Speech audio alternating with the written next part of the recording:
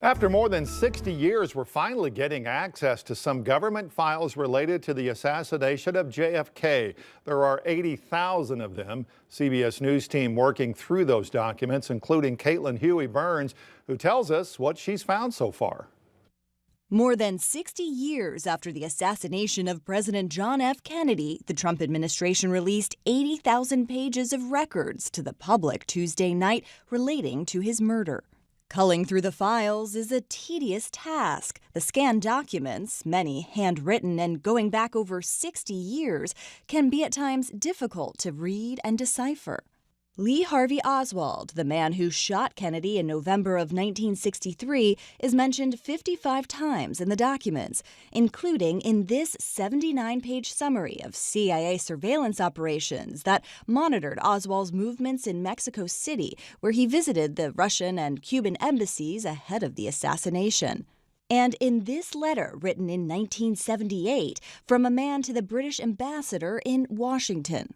In it, he says he told immigration officials in London that in July of 1963, just 4 months before the assassination, of a plan by Oswald to kill Kennedy.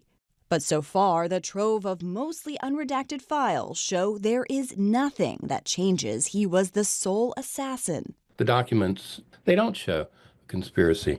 David Barrett, a professor of political science at Villanova University who studies the Kennedy presidency, says that while these files are not a smoking gun, they provide government transparency. Maybe it will lessen the suspicion that the FBI or the CIA or some other government leader or agency were involved in a plot to kill Kennedy.